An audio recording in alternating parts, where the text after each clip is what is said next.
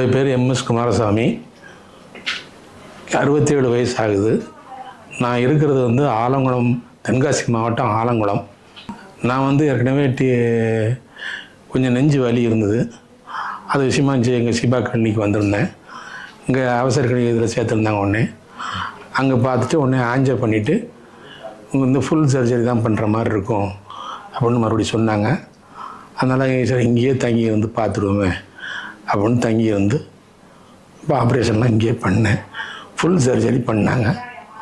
சிவா கிளினிக்கில் எல்லாருமே நல்ல எல்லா டாக்டர்ஸுமே வந்து மாறி மாறி வந்து பார்த்து காலை இரவு இந்த நேரங்கள்லாம் பார்த்தாங்க. நர்ஸு அப்புறம் மற்ற கார்டியாட்டிக்னு ஒரு ஸ்பெஷலிஸ்ட் ஒன்று போட்டிருக்காங்க. அந்த அம்மாவும் வந்திருந்தாங்க. அவங்க தான் எங்கள் முதல்ல எங்களை கேன்வாஸ் பண்ணாங்க. நீங்கள் இங்கே பார்த்துக்கிட்டு அவங்க நல்லாயிருக்கும் அப்படின்னு சொல்லி அவங்க சொன்னாங்க.